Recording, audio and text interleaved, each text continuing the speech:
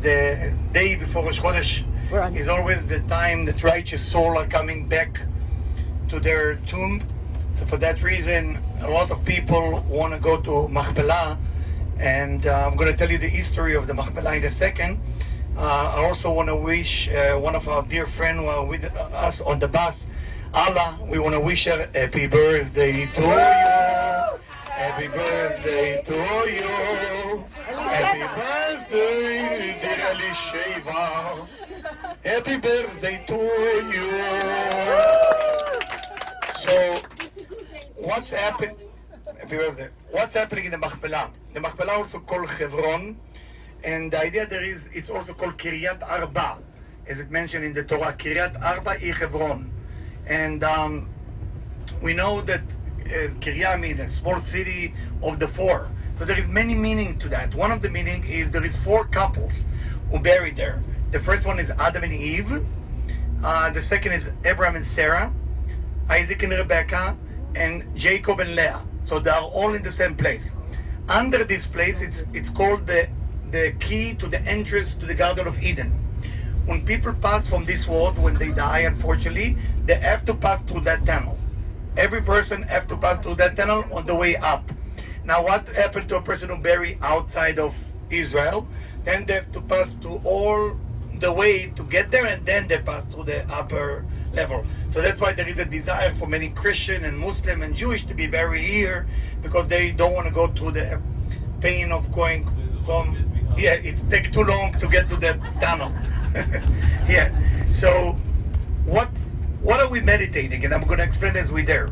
The first thing we're going to do is we're going to go to a place where it's called the gate, which is the closest place to the Garden of Eden. It's outside. There is inside. That place is locked. It's funny enough, but it's where the Muslim control everything. Why I say it's funny enough, because that's the tomb of Isaac. You're never going to find a Muslim call his son Isaac. There's no such a thing. Okay? Isaac was competition with, very good, Ishmael. It was a competition, so you don't call Isaac. So the mosque, where is the mosque? Exactly above Isaac's tomb and Rebecca's tomb. So that's why it's locked, because it used to be more open, but because of fanatic Jewish and fanatic Muslim, two times it happened there. It was shooting from a Jewish point of view.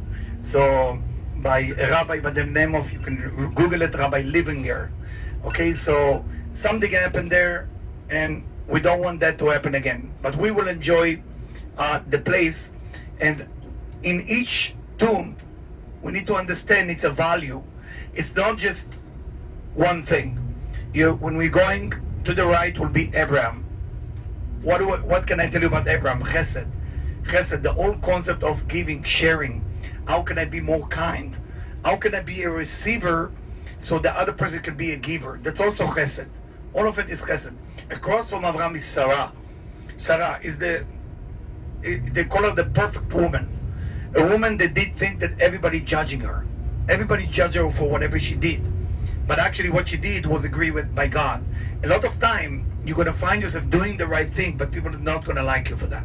Don't be upset if you feel being judged by people if you think you're doing the right thing. If you know you're doing the right thing and everybody's judging you, connect to God or Choda, okay? Connect to the Creator, okay? When you connect to the Creator and you know you're doing the best for people, that's okay. That's Sarah. To the left, you're going to have Jacob and Leah. Of course, all of you asking why Rachel is not buried there. Love of his life. Because Jacob had two levels. He was born as Jacob and he dies Israel.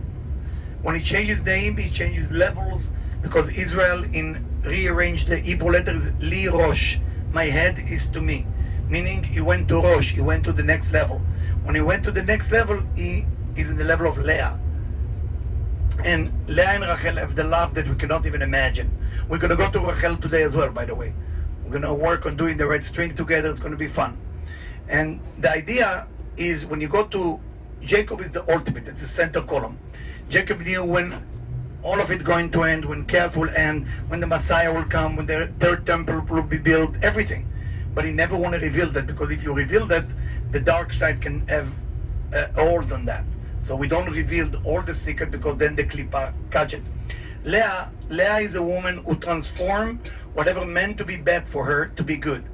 One of the only women in the Bible that basically she meant to marry the brother of Jacob. His name is Esau. She was sitting there and crying and crying and crying and said, I don't want to marry an evil man. Even if God decided that. God decided you're supposed to marry this man named Esau. And she said, I want a chance. I want a chance to marry a man who will be spiritual. So we learn from Leah, something so powerful. Sometimes in Shamayim, in astrology, in your destiny, there is something written that almost impossible to change. And you can never say it's impossible because there is a place called Mazala. Mazala is a place which is a little bit above God. And in that place, if you able to get there, you can change everything. Leah, there is 3 ways to get there, okay? Through pray, through screaming while you pray, and through tears.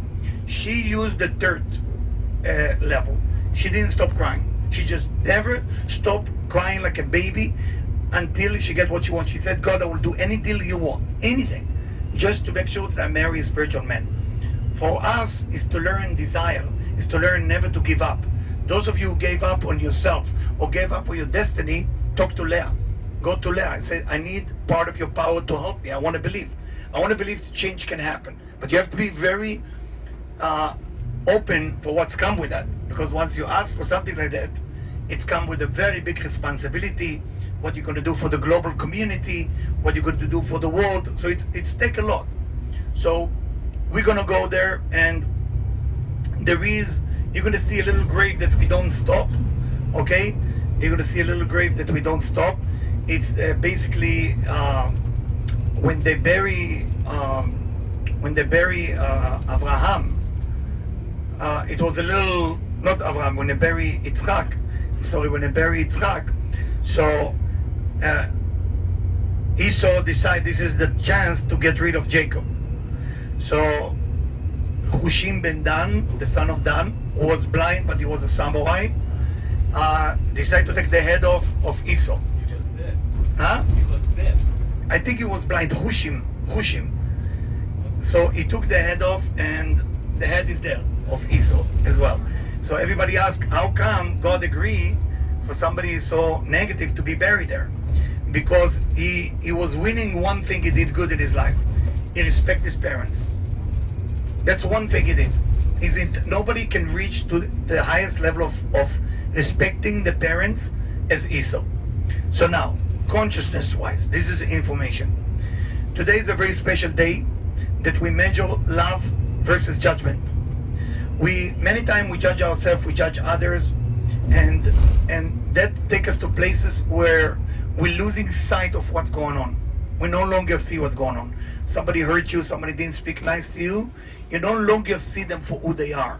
You see them for what they bother you or what you don't like about them. And then we start to be busy with ourselves.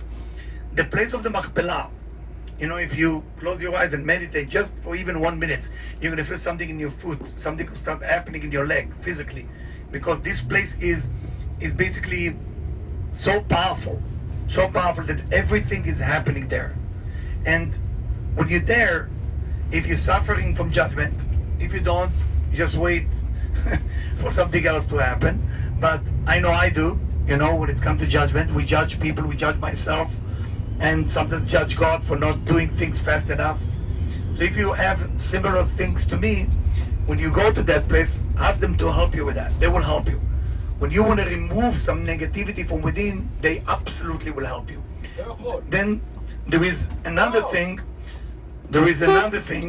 that called love.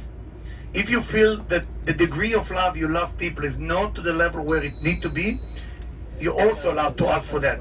So any help that you need from a point of personality trait, this is the place to do it. Last thing but not least, there is 4 holy cities in Israel. There is Jerusalem, there is Hebron where we're going, there is Tiberia where we're going to go Sunday, and there is Tzfat. Tzfat is in the northern part of the Galilee.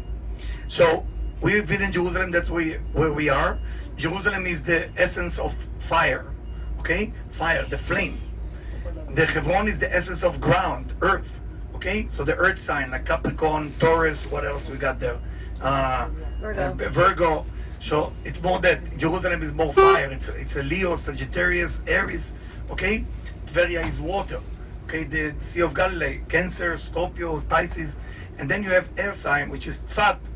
That's why most of the wisdom, intellectual wisdom of Kabbalah came from Tzfat, which is more Gemini, Libra, and Aquarius. You understand? So the land is not just a piece of land, it's energy.